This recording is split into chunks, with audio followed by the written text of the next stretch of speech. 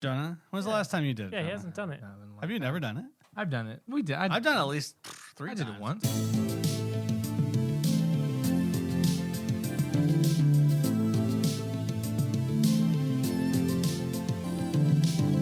Hello and welcome to the Nerd Age podcast, where we talk about everything nerdy. I am Jonah, one of your hosts today, with my cousin Corey Hello. and Josh. What up? Mick couldn't make it today, so we miss you, Mick. He'll be back next week. But just the three of us today. We are going to jump into Zelda Tears of the Kingdom. It dropped on Friday, so I've been playing it a ton. Josh has been playing it. Corey's been watching streamers do watching streamers. But we're just going to talk about it. We're not going to go into spoilers just because I think a lot of people haven't finished it unless you're a streamer that did a quick run through. But I'm kind of taking my time.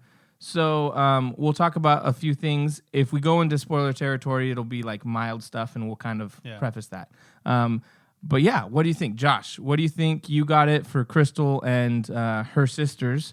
So it was a house full of people playing it. What do you think? Yeah, basically, Friday morning, went and picked it up. We were watching Crystal's sisters, and they brought their Switches, so Nice. it was really You guys had a LAN party, basically. real easy babysitting because they were just playing Zelda the whole time. But yeah, it was kind of cool to see kind of how they interacted with it. Because how old are they? They're 11 and 9. Okay. So, and they play video games all the time. Yeah. But, yeah, just kind of seeing like, for when I was trying to avoid spoilers because they were way ahead of me, obviously. Right. So I was like, but just seeing how they interacted and like solving the puzzles and stuff like that.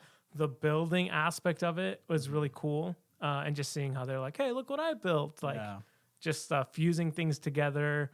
I thought that was really cool just to kind of see how kids would play, basically like creating whatever the heck they want. So I thought that was really cool. And it's one of the cooler things that I've enjoyed about the game is just the aspect of you can basically build your way out of any situation for the most part. I'm not super creative, so I just make really long logs. I'm like, all right, let's make a really long log. That'll get me up there. But yeah, overall, I haven't really done much of the story yet at all. Just kind of past the intro into where I can kind of explore. But yeah, my problem with these games, and not saying like it's a bad thing, but I just like get super distracted. So I'm like, oh, I'm gonna head this way, and then I'm like, oh, there's a shrine over here. Oh, there's a mountain. What's at the top of the mountain? And then I'll end up like on the other side of the map, and I'm like, wait, what was I doing again? Yeah. So it'll probably take me a while to beat this game. Yeah, that's totally by design, too. They want you to get lost in the game. That's the beauty of these type of games. But, can we talk about we can at least talk about the intro, right? Yeah, absolutely. So, I mean, I think this was one of the coolest intros to a Zelda game that I've watched. I mean, obviously, we're getting newer games. We're getting better. Like, let's talk about like the very first Zelda, compared to this. It's like not even anything related, except for the names. I just loved how they did the intro. The intro is really cool. I love when they do these like hieroglyphic kind of like wall things where it's like she's reading them and talking about the legend of, what was it called? The Demon King and the something war, the war with the Demon King. And it's just kind of cool to see because, when it comes to Zelda timelines and kind of like, reincarnations and like, oh, well, this Ocarina of Time Zelda is this one and this is the order. And it's kind of cool to go to the very start. It's really cool to kind of start seeing this age that's like really early on in Hyrule's history. And so it's very intriguing to see how that all works. And the whole idea of like, we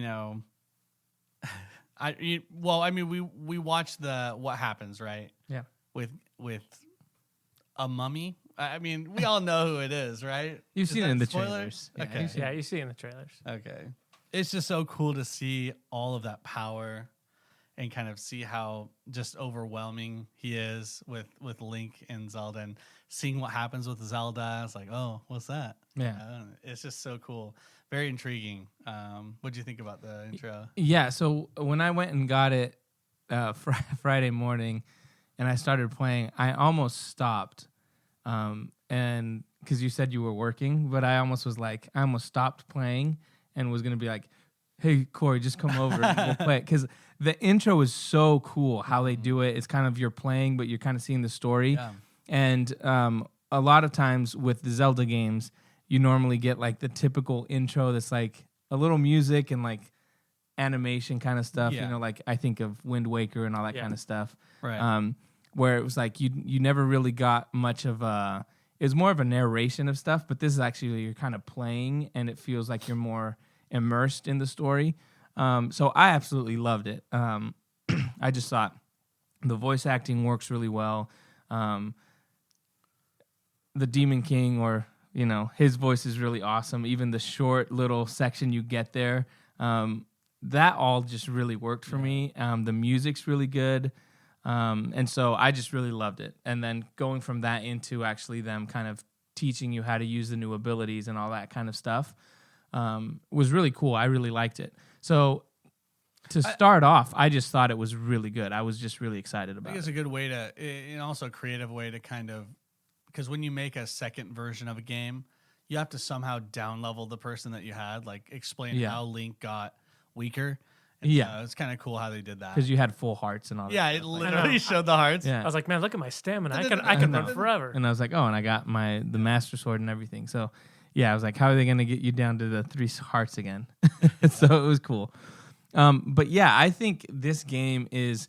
There are a lot of people that when they saw the trailers, they were like, is this just going to be like Breath of the Wild, basically just an expansion pack or an add-on kind of stuff? But once you start playing the game, you realize how many changes they've made that have actually made the game better and how big it is. So, like, not only do you get basically Hyrule's changed a little bit, there's different aspects to it, but you got the Sky Islands. And then I originally thought, like, oh, well, you're going to be able to go into some caves and stuff like that. But the fact that it's the whole map, the underground, too, like, that is just huge. And so there's a lot of stuff to do. I think one of the best things they've done in this game that I think was one of my things I didn't like about Breath of the Wild, or I felt was lacking, was once you did certain things, the world felt really, like, vacant, you know? And part of that was a storytelling of it was like, well, yeah, there's Hyrule got taken over and all this kind of stuff, so it's kind of desolate.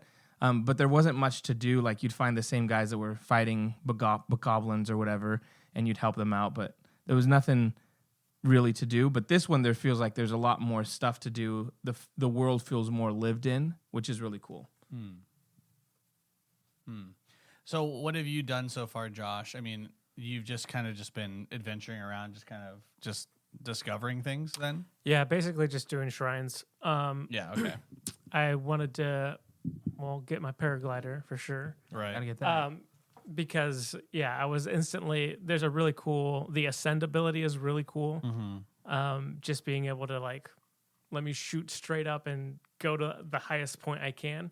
Yeah. And then I would get up there and I'm like, oh, crap. How am I going to get back down now? So that was, like, the first thing. I was like, I need to get my paraglider because I need to be able to jump off this. But, other than that, I've done a couple side quests so far. But I haven't done any of the main. I've done one of the initial tier, dragon tier. That's, I guess, technically part of the main mission. But I haven't done any dungeons yet or anything like that. But yeah, I think going off of what you guys were saying about the intro, I was like hooked right away, like just to get back into the world and just the way they presented it was really cool. And I think it's interesting that it's interesting to meet people and they're like, hey, Link, it's you. You know what I mean? I think this is the first game where people actually know who you are. Yeah. Because, in all the other games, you're like, the whole story is, who are you? You're this unknown person from, this tiny village that's coming to save Zelda. Yeah. But now you have this, like, I guess this reputation of being like, oh, you're Zelda's hero. Swordsman. Yep. So I think that's kind of an interesting aspect of it. It's like, hey, it's nice to be respected for a change. You know what I mean? I keep saving this kingdom over and over again, and no one remembers it. And now they're like, yeah, I remember that. Yeah. but then they're like, hey, what's going on? Yeah. But yeah, so far, yeah, I've really enjoyed it. It's been awesome. Now, do you guys feel like this story is, I guess this kind of rendition of the story is unique enough to kind of, I don't know, warrant being the second version of Breath of the Wild, like the follow-up to it? Does it feel like a replay? I think a lot of people look at Zelda games and they're all kind of very similar story-wise and kind of what you do. Like, is this different enough? Yeah, this one to me already kind of sets itself apart because it does have Ganondorf in it, in that aspect of the villain. Now, what was Calamity Ganon then? He wasn't. He was Ganon, not Ganondorf. Yeah. Okay, but Ganon and Ganondorf, how are they different? Different forms. Right, but so that's the part I'm confused on. Well, so the thing with Calamity was more of like the malice, his spirit. There was never like the physical embodiment of it. So it was never actually him. It was his malice. But like and now in this movie we're kind of in this game we're realizing where that was coming from, which was him. So I think that gives it kind of a unique feel to it. And there was the thing I liked about Breath of the Wild was there were stories or certain things you would find, or it'd be like, oh, the child that came from the desert, like people talking about Ganondorf, but you never knew it was like you figured, oh, they're talking about him, but he never showed up in the game. Right. So I think it's really cool that they kind of, I don't know if they had the plan to make it the sequel or because it did so well, they were like, hey, let's just do this. But it fits really well with what they kind of did. And so for me, the story, I think this is, because I think what you said is right. Zelda games a lot of times are more about the mechanics of it and not as much about the story. Like it just feels like, oh, you got to go save Zelda, and then you got to go get these 4 temples that you've got 6 temples, and you realize that you have one of the pieces of the Triforce, and it's the reincarnation kind of stuff. Yeah. But this one feels like the story is more engaging to me because I'm already like wanting to figure out what's going on, who Rauru and all that kind of stuff is. Like that stuff is really cool, and the voice acting is. I think the voice acting is really good. Yeah. Like even from the beginning when he's talking to you and you realize you have his arm. That's a cool mechanic. That's a cool dynamic. That's a cool aspect of it. And in the beginning you find out that he's a spirit. He's like, yeah, that used to be my hand, and I'm dead now, kind of thing. Like that's a really cool dynamic of stuff that's going on. And I just want to know more about it because I feel like for the first time, Breath of the Wild, I thought the story was good, but this one to me is just like over the top. This is the first time I actually think that a Zelda game has a good story. I think everything else has been okay and acceptable, but the gameplay is just so engaging and so fun. And the playing the swordsman and saving, the princess and stuff like that. That's so standard. But this story, they do something very different. They do something very, very different. And it is just so sick. It is worth it. Like, if you're interested in Zelda and you're like, I've played it before. It's like, no, this story is like so much better than I ever thought it would be. It blew my mind. I was like, nice. Dang, this is my favorite Zelda, girl, the princess. Yeah. She's the best. She's the freaking best, dude. There are some moments where I was like, oh, it got me a little bit. Yeah. Really good. So, yeah, be excited for that. Cause, man. That's super cool. I didn't hold back, dude. It's sick. I thought she was great in Breath of the Wild, too. And I think that's one of the first games where you've actually spent more time with Zelda and developed her backstory a little more. So to hear that, they've done that more in this game just gets me a lot more excited. Well, and the cool thing about it is so sick, we rarely get direct sequels in the Zelda franchise. It's normally like if there's a sequel, it happens different. Yes, and if there's a sequel, it happens maybe even years later. Like where like, oh, well, this is a sequel to A Link to the Past, and all that kind of stuff. Or it's kind of there's never or it'll be Majora's area, Mask, it was like completely different than Ocarina of Time. Even though it was a direct sequel, it was kind of like weird. But it was in a different area. Yes. Yeah. But this one, I think because they did a good job with Breath of the Wild's storytelling and those characters, the fact that now they're upping their game even more with the storytelling, it kind of benefits to the fact that, for me, I played so much Breath of the Wild, that I really like those characters. So now any little thing is like, oh, that's sick. That's awesome. Or running into characters that you knew from the first game. That stuff is really cool. And I think it's a great payoff to people that have played or people that have followed the storyline. So yeah, I can't wait. I'm kind of addicted at this point. I'm staying up to because it's on, I have it on the Switch. I don't need to go up to the upstairs, turn the TV on. It's like, okay, Maya, go to bed. She falls asleep next to me. I'm laying in her bed, and before you know it, it's 4 a.m, and I'm still playing Tears of the Kingdom. So yeah, I'm kind of addicted right now. I will say, we were talking to Crystal a little bit upstairs about it before we podcast, but the focus of being like, oh, I just want to adventure around and do my own little thing. That's a way you can play, and that's how they want you to play, really. But I will say this. The reason why that streamer that I talked to you guys about that I watched kind of beelined it through the story, because the story was so freaking engaging and good. You want to know what happens. Yeah. That's testament to this story. This story is awesome. It's so good, dude. Yeah. I can't wait for you guys to beat it, because, dude, it's so sick. But yeah, so mechanically, I mean, this is almost like a Minecraft game, probably more creative. Well, no, that's not true. But you have a lot of freedom on what you can do. What is some stuff that you guys have done with kind of the locking aspects of it, where you can connect everything together, stick everything together, and do things? Have you guys done anything creative at all? Well, I mean, building cars and stuff. You got a raft. I see rafts with little sails on them. Yeah, it's across cool. the water. One of the things I realized that after a while that I was like, oh, you can do that, is if you use the to reach certain places, I can use Ultra Hand and grab something and just move it up and down without sticking it to anything, and then I'll do the rewind on it, and it'll do that same motion.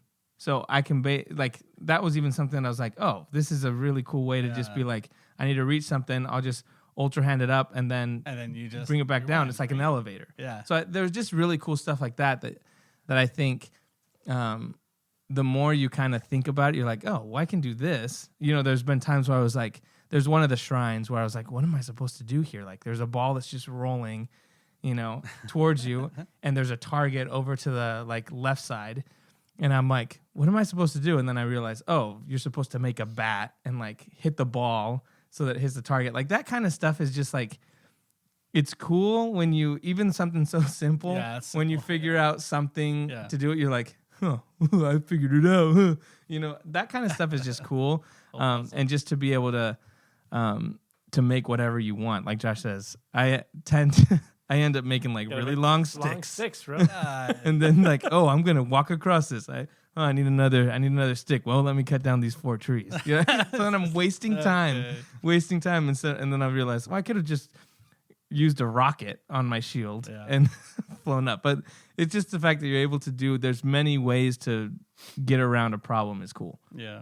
It's funny because you'll see a lot of people playing, and everyone plays differently. But the thing that I see most commonly is that everyone looks like they're just they just rolled out of a Goodwill, and they've got stuff stuck to their shield. They got stuff, a rock on the edge of their sword, and they just look like they just picked up crap, and they're just smashing things with it. So it's just funny to see. I also like the fact you can fuse arrows with different materials is awesome. Really cool too. Because we saw that from the trailer. You can use, I was having a really hard time with. There was a group of enemies, and there was a big guy that I couldn't kill. I died 5 times, and then I finally just was I put a ruby on my arrow and shot it, and it just destroyed everybody. Blew up.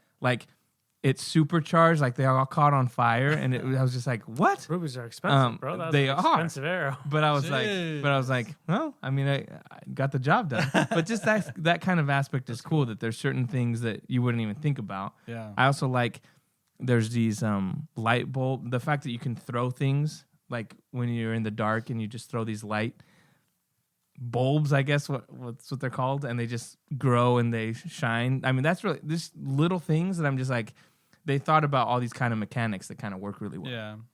And I will say that like this isn't anything truly unique. Like other games do these things just differently, or maybe only a couple of the features that they have here. But it is cool to see that like Nintendo's adopting that and they're willing to let kind of their pride go a little bit. Because when you let a player have this much freedom, they can make whatever they want, and they can make the game kind of look a bit silly, or ridiculous or whatever. Or inappropriate. And we've seen some stuff, they're funny, but whatever. But it's like, Nintendo, right? Yeah. Like the way that they treat their games, they protect it like their firstborn, and they're just, they don't want you to make a mockery of their art. And so this is the first game that I've seen. I'm just like, oh, respect. Like, they're embracing that. And because of that, they're being rewarded. Like, this game is like 10s across the board, review-wise. There are memes all over the place on the internet of different creations and stuff like that. And it's just so cool to see the community kind of like just sharing what they've done. Like, who's going to take the time to record what they're doing on a console game, you know? But people are doing that. They're getting their phones out. They're like, oh, look what I made. I got a hook on a cable and I put a rocket on it and like flying up it. Yeah. Super cool and creative. I love that. Yeah. Plus it just opens up the world for like, it could be you beat the game and then you're like, oh, well, I'm done playing this. But like with the amount of creativity I guess Breath of the Wild you could see people do some crazy stuff on Breath of the Wild where they would like spam, freeze something, and spam it and just get launched in the air or whatever. Yeah. But I mean, I think just the amount of like creative control you have to just be like, I'm going to take the time to build a massive robot or, whatever it is. It's like, it's pretty crazy. I mean, I've already seen tanks and stuff like that. It's nuts. Here's a question. Do you guys think this, because I was thinking about this the other day.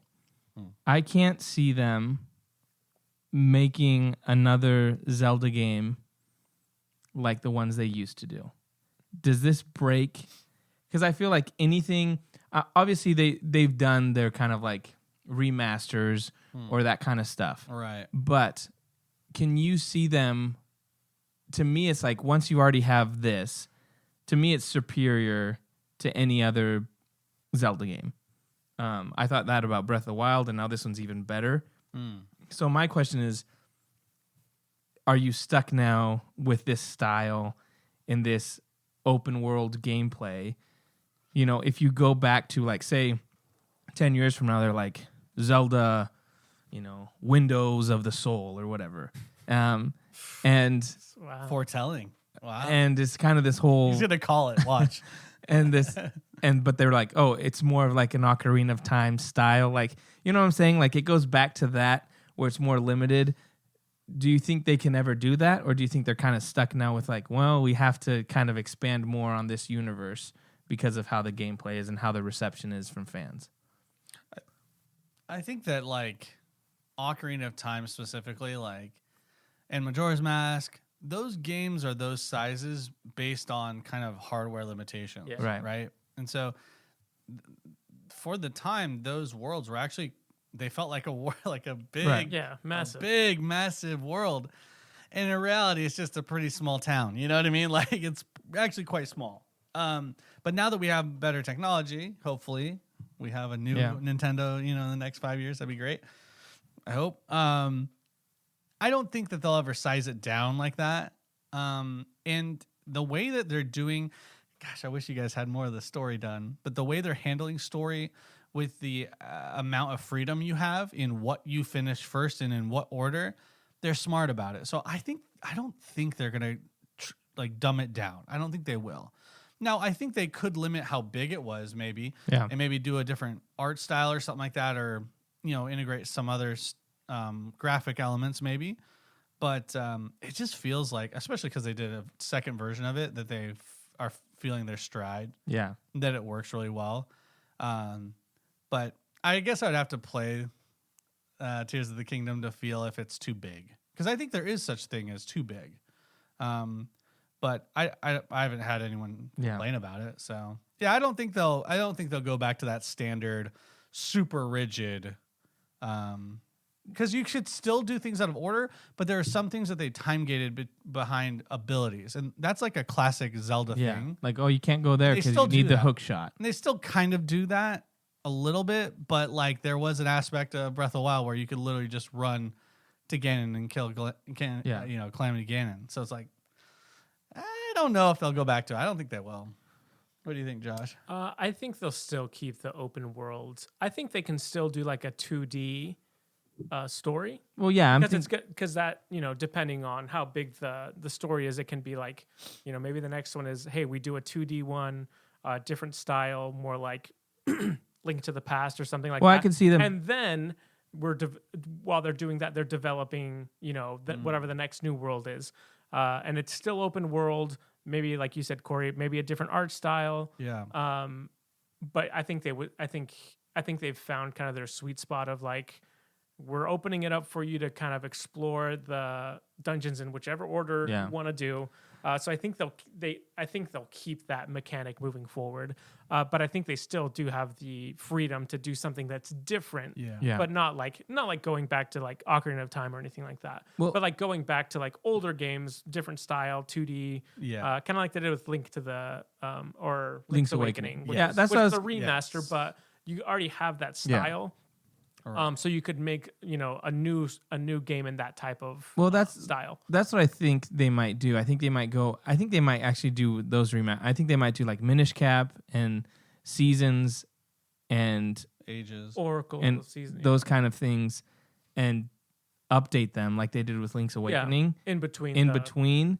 But those to me is kind of like the only thing you do is you either do a third Breath of the Wild game, like if you have more story to tell. I don't know if they do, or the other option for me is like you got to do something completely different, and the only way that's going to be different is if it's a completely different graphic style. It'll be a new which console. I would say it'd have to be a new console, and it would I think what they go with is like a like graphics that we haven't seen. They'll never do it. We want it, but they won't. It's like Red Dead Redemption, That's what I'm saying. They won't.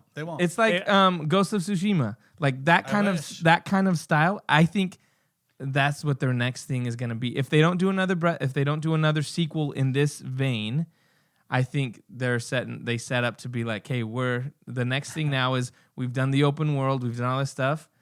Now let's give them.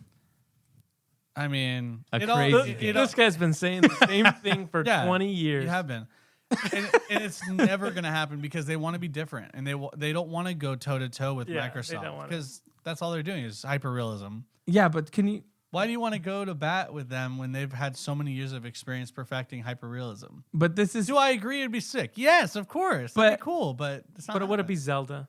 Yes, it would be Zelda, because here's the thing. Yeah, it still would be. Twilight Princess depends on how they do it. Twilight Princess kind of goes in that vein where it's more of that style, more realistic. But I just think. For me, Nintendo doesn't. It's not like, hey, all our games are going to be this way. I think if you do one in the franchise, it's like, hey, we've done all this other stuff. Wind Waker's different than Breath of the Wild. Breath of the Wild is different than Twilight Princess. Skyward Sword is a little different. Like they've all done this kind of a little different, and I think they would be able to do it. And the fact that it's a Zelda game is already going to sell. So I just think that would be something they haven't done yet that I think they might be interested in doing at some point. They're never gonna make a bad product, like a bad looking product. Right. So think about Ocarina of Time. Back in the day, that looked awesome. Yes. Right? And then we kind of started not being the edge, like the top edge of graphics started getting. So you started kind of petering, and then guess what? They started doing like, what was it? Wind Waker. Wind Waker was cell shaded. So it's like that's when they accepted, we can't compete graphic wise, but gameplay. But we're gonna make it look sick with what we've got. Yeah. So I would say as time goes on, and graphics get easier to make really good looking, you have a higher likelihood of that happening. But do I think Nintendo's going to do that? No, because I don't think they're going to go to a pure console experience. It's always going to be a mobile console. Yeah. Like they've found their niche and they're going to stay there. Well, especially because the Switch is like the highest selling console they've ever had, right? Yeah, because they don't have to share that area that they've carved out is theirs and theirs alone. What do they have to compete with? But when the graphics Stream Deck, yeah, when the graphics get that good, when you can have it on a handheld, I'm just watch out for it, guys. I mean, I could see in like 15 years, maybe, but yeah, we'll see. How long did it take them to make this game? 6. So, but they already had assets. Like all the UI is basically the same stuff. Like they reused a lot of stuff. But how much was Breath of the Wild? That was a while, right? Breath of the Wild was Wasn't it like 8 years. That was a long time. Because it would have been Skyward Sword before that. And that was Wii. Maybe longer. That was Wii. Wii U? Game. No. Was there a Wii U? It was Wii U. It was Wii U, right? It was Wii U. Wii U. Yeah. Look up the year. Yes, they released it, but Wii U was out. Yes. Yeah. How long but they also released. How long did look up how long it took from we got phones. Because here's the thing. It depends on what they're planning, but I can't see the Switch going another like 6 years. I think they have to move on. They're obviously already working on it, I'm sure, but they have to in the next 5 years, like 4 years maybe. They have to release a new console. No, I'm thinking 3 years. I hope so. But yeah, so when that happens, yeah, I think we'll see another Zelda come out in a couple of years afterwards. But and another Smash Bros. No, Smash Bros is done. I don't think so. Skyward Sword came out in 2011, and then Breath of the Wild was 2017. Okay. There was remasters in between. Six. So they're 6 years. they're on a 6-year cycle. I wonder, huh? How does that you guys that know more games than I, how does that relate or compare with other games that have sequels basically? Yeah. That's actually longer than you would actually expect for a sequel game. Okay. What did you say, 7 years? 6. Well, yeah, I mean, Madden comes out every year. No. So Breath of the Wild and then Tears of the Kingdom. You said that was 6 years? Yeah, that was also 7 years. It took him 6 years. 6 years. So, yeah, I honestly look at like 4 to 5 years being a development time. So it took longer than I expected. But considering how big it is, like basically twice as big, if that's what you're basically claiming, right? The world is basically twice as big. Yeah, I mean, it makes sense. It's crazy. But it was worth it, guys. I'm telling you. Yeah, that story, dude.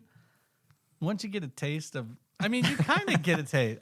I'm already. You're kind of finding things out, right? Yeah, piecing it together. It got crazy. Well, doing what's the really cool thing too, and I talked about this when we were hyping up Tears of the Kingdom when the trailers came out. But in Breath of the Wild, one of my favorite things was talking about the Zonai ruins and all this kind of stuff, and like, oh, it's ancient civilization, and the fact that that's kind of the biggest part of this story is like, oh, the Zonai, who they were, trying to figure out all that kind of stuff. That's really cool. To me, I don't know why I'm not an archaeologist, but I grew up as a kid wanting to be an archaeologist. And so it's never too late, man. It's never too late. I want to be like Indiana Jones. But this kind of stuff, I eat it up. So like going through ruins, figuring out what it says on the tablets, like translating all that kind of stuff, that stuff just is really cool to me. So I just love where the story's going and all that kind of stuff of it. So I love it. It's great. Do you guys have anything else to say on Tears of the Kingdom, or are we good? We want to move on to something else? Yeah. Anything else? No. Okay. I wish I could say more. We'll probably keep talking about it. This game is so sick. And then at some point, we'll probably do a spoiler recap of it. We'll do the same thing with Jedi Survivor once more people play it. I don't know if Josh and Crystal are... What are you guys going to do now? Do you guys go back to Jedi Survivor? Do you guys... That's rough road. They can't even talk about Jedi Survivor. You guys suck. Hey, I'm almost... beat these games before Diablo comes out. That's next month. Oh, jeez. Yeah, we got 2 or 3 weeks. 3 weeks? I think 3 weeks June 6th. for Diablo. Holy... I'm so pumped. By the way, I did play Diablo. I played the little server slam. Smash. It was stupid because they down-leveled us 5, So you couldn't even get to level 25. So I think that was a mistake they did. Oh, okay. They kept us at level 20. Yeah. But I killed Oshava, the world boss. Joel, shout out to Joel and the Mexicano crew, dude. They came in clutch, dude. That was sick. I was like, so it was right before Aiden's birthday, and they had a boss spawn. Sorry, we're just jumping to other stuff. It's fine. Yeah. Anyway, 6 o'clock. So it was like 5:55. I saw Joel log off. I was like, bro, I messaged him. I'm like, what are you doing? The boss is about to spawn. I need your help. And so he got on. I would assume it's his wife who's also playing. Oh, yeah, he said it was his wife, his brother-in-law, and then a friend. Nice. And they came in and like grouped up, and we just Were they all dressed up like cholos? yeah, they looked like cholos. The riders came in. They had the pointy boots on. Yeah, and we beat the boss. It was awesome. It was super fun. That's cool. So that was really dope. I could play with Joel. That was fun. Nice. Yeah, he was asking what he texted and asked Battle.net. what was Battle.net. I was like, I don't have one, guys. I'm not playing Diablo, so Yeah. He's my boy though. that's all right. Shout out to Joel and the Mexican Mexican devils. Oh, nice. Diablo, you know.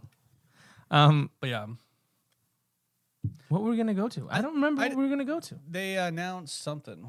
There was there's a new Lord of the Rings MMO yeah. that Amazon is working on. So they just announced that. I think it was today.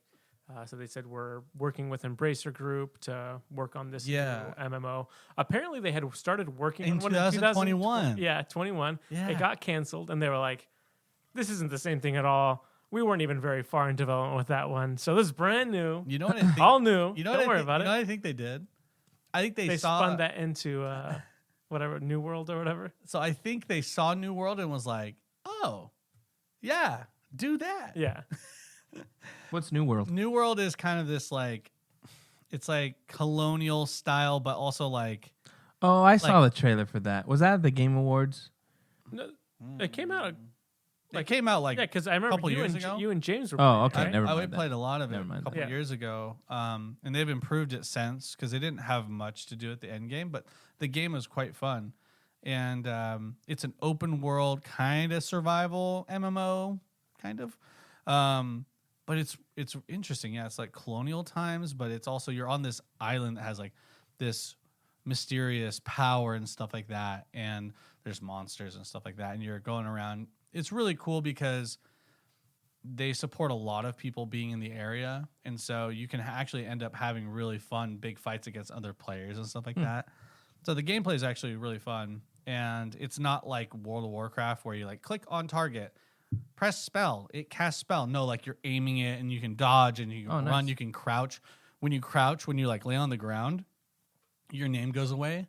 So if you hide really well in bushes, you can ambush people. Like, you know, you can have a really weak guy run out there and have like 3 dudes like chase him. He's like, ah, and then all of us come out of the freaking swamp nice. and we just destroy him. It's a super fun game.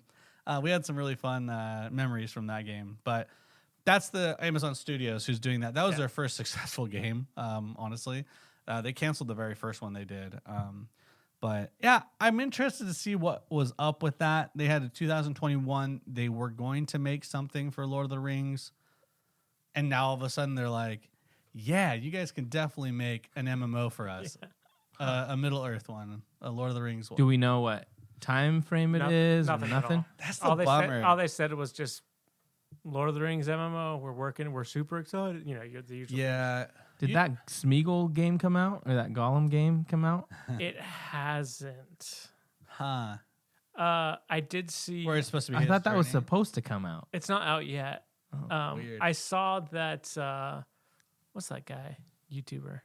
Nerd of the Rings was able to played 30 minutes of it or something like that. Interesting. I watched him play or his review of the gameplay. It looked a little more interesting because apparently you can make decisions based off of I'm going to make a Smeagol decision or I'm going to make a Gollum decision. So you can light, dark side kind of so thing. you can kind of do that, which is a little interesting. This character model just drives me nuts. It's bad. Just how he looks, I'm like, it's no. terrible. But we'll see. Yeah. I don't know when that comes out. I think it comes out this year at some point, probably in the summer at some point. I don't think we're seeing this Lord of the Rings game until 5 years from now or something like that.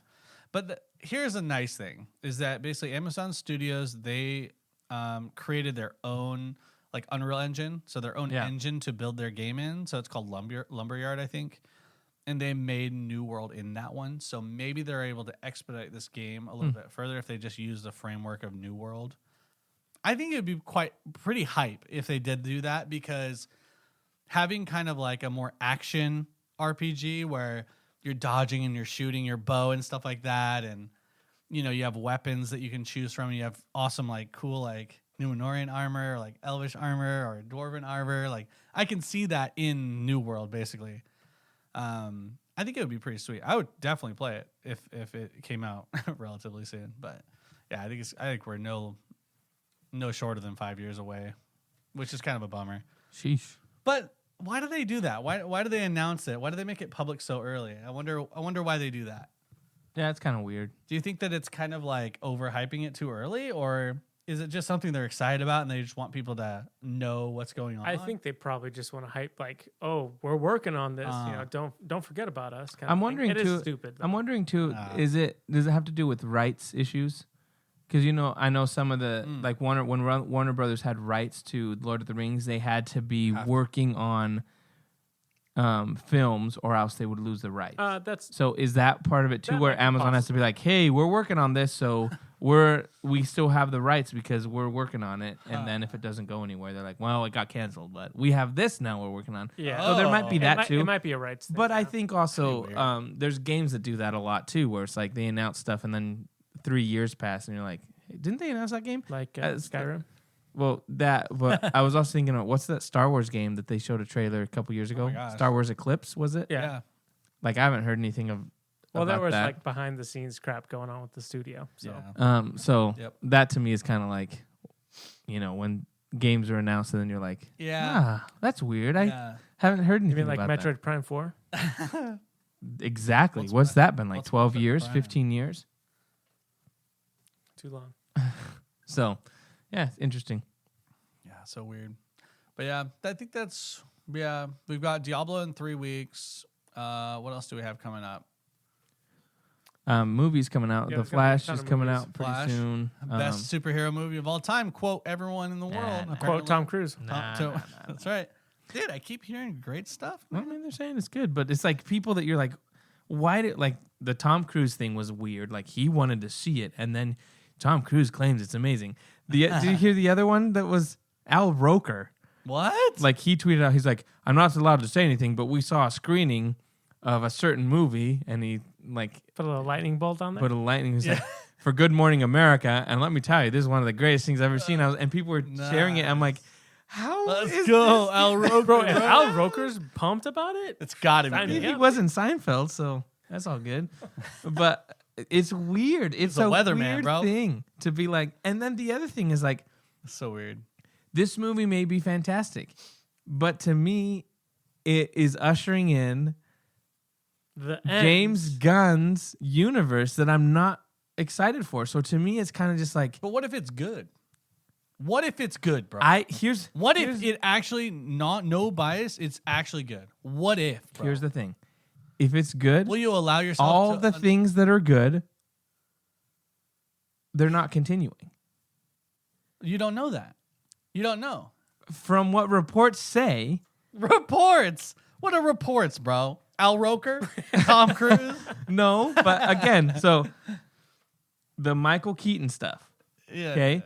He was supposed to be doing, they were setting up a Batman Beyond, and they said they're not doing that anymore.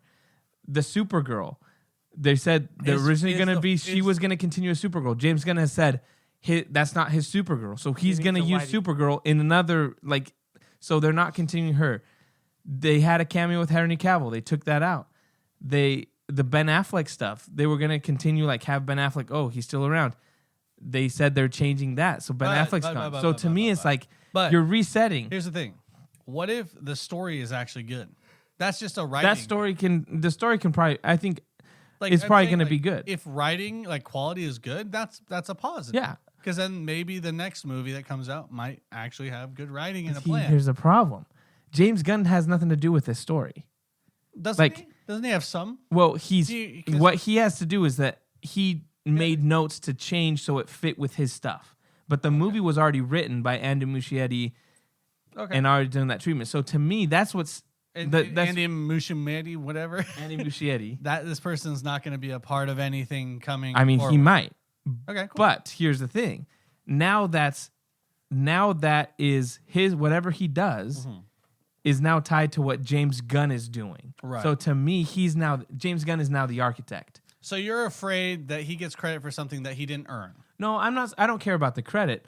What I'm saying is what it sets up now is, even if this is amazing, I think what James Gunn universe is amazing.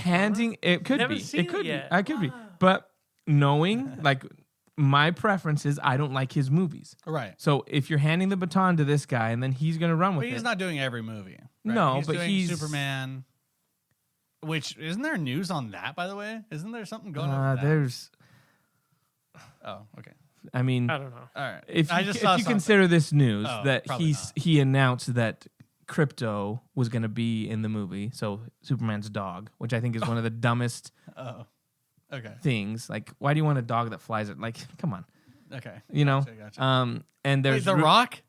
The Rock's going to be in this? And there's the animated rumors, series. There's rumors about they're starting to get casting and stuff. But gotcha. Sorry. What's the guy's name? Nicholas Hoult. Nicholas Hoult as Lex Luthor.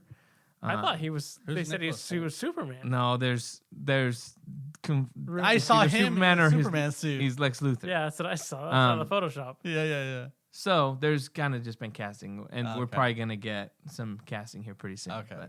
And other people, he also said that there's going to be characters from Guardians of the Galaxy, actors that are going to be in Superman. So people are like, sure. So actors. Who's Chris Pratt playing? Yeah. Bradley Cooper Let's Superman? Go. I'm down. Let's go. But anyways, that's why I'm not excited. I'm not as excited because I feel like if this is great, to me it's like, okay, but now that's fine. It's James Gunn's turn. But we can enjoy it on a single movie level, right? Absolutely. And then after that we say, he screwed the pooch, he messed it up. But hey, maybe it's gonna be good. Who knows? When is it coming out? June. Oh, June. Okay. Yeah. The next month. Yeah. Sweet. That'll be good. And then Indiana Jones is coming out again. So yeah. When I watched Guardians of the Galaxy again last weekend, I saw that trailer, dude. Big James Gunn fan right here. He's seen Guardians of the Galaxy it twice, dude. Gosh dang it. Bree watched it. Dude, watching it with my mom is so funny. She liked the animal parts, like the aspect of that, the main story, but she's bugged by a lot of it, obviously. Yeah, they gutted the animals. No. They murdered them, cold blood. Huh? I mean, they got shot. Spoilers. Whoa. They got shot, bro. What was I going to say? Oh, watching it with my mom is so funny because she's just reacting to it all the time, like gasping and, so funny. If you want to go watch like a good movie, like go watch a movie with my mom, it's a great experience. It gets you hyped. I still remember watching Return of the King in theaters with your mom. Oh, really? And when Shelob comes out and it's like above her, she's like freaking out. Yeah. It's like he's like looking around. Yeah, you don't see it, and it stabs him. Dude, talk about like getting into the story. She's so engulfed in it. It's so That's great. awesome. Yeah. The other things that I was going to say is the writer's strike is continuing, but they said that that's going to delay The Mandalorian season 4. So probably some other Star Wars projects are going to be pushed back. All the movies they announced are all pushed back for sure. What the heck, man? We're still going to get Ahsoka though, so I mean we're good. We golden, we Gucci. But yeah, other than that, I think the other thing too. I don't know if you guys believe this or not, but Freddie Prinze Jr. said that he's done. I saw that playing. He's like, he's like, anytime they bring back Kanan's voice, it kind of dilutes the character more. So I'm done playing Kanan. It's not happening. And the guy Christian Harloff was doing the interview. He's like, not even no Ahsoka. He's like, nah, I'm more of a Star Trek guy, anyways. Yeah, he was like. Yeah, Star Trek. I grew up with Star Trek, and they've got sex in it, so it's way cooler. He's like, all Star Wars fans are mad at me. Because of all the stuff he was saying about, like, Dave Filoni completely went in there and changed it, and everyone at Lucasfilm was like, "What? What are you talking about, dude?" Yeah, he probably got in trouble. Jeez, So yeah. but yeah, he was like, no, Kanan's done. He's like, he already had his. I would not. He's like, I don't want to play him in live action or anything. I'm like, dang it, that was gonna be one of my questions. Will we see Kanan in the Ahsoka show? Still ask it. Mick's gonna be like, yeah, for sure. I mean, he's an actor, bro. He might have just been putting on an act. It's true. I'm still gonna ask that question. I'm still gonna say yes. Yeah. Maybe. It could even if it's just the back of him. Doesn't have to be Freddie Prinze. What if they just deep fake his face? Yo. Like, he doesn't look like Freddie Prinze Jr. He doesn't look like Freddie Prinze Jr. They could have anybody. Okay. So, okay, cool. That's true. Who are they casting? And he's blind, so most of the time he had something over. And all the other actors that are playing Rebels characters aren't the actors. Like, they're not voice actors. Yeah, they are. Sadness. Get wrecked. Well, Zeb is, but Vanessa Marshall's not Hera. All the other ones. But we don't know if Zeb's going to be. We don't know if Zeb's going to be in the Ahsoka show. Zeb's 100% in the Ahsoka show. Ask that question. I'm gonna knock it out of the park. Yeah, you need to finish Jedi Survivor, dude. Gosh, damn. Yeah, I'm. You guys suck. I think I have 3 hours left. Yeah. In the video I'm watching. Nice. Yeah. It's a good story too, man. That freaking was a great story. We've been getting some good story lately. Hey, back-to-back good games. And then Diablo's going to be 3 for 3. I think so too, yeah. It's pretty sick. I'm stoked. Nice. Well, that's going to do it for our episode this week. Thank you so much for hanging out with us, for listening, for watching. You can find us on YouTube, on Facebook, Instagram, Twitter. We'll be back next week with something. We'll talk about something, figure it out. If not, we'll just be hanging out. Games. You know, I thought of a sweet concept. You know, we were talking about AI. Why don't I have AI ask us questions? Hey, and you guys can answer them. How about that? I refuse. AI nerd questions? Yeah. Okay. Fight the power. It'd be awesome. I'm down. All right. Next week, AI. Dude, this guy. AI questions. Or it'll be me. I'll ask questions. Sounds good. All right. Thanks so much. We'll see y'all next week. Bye.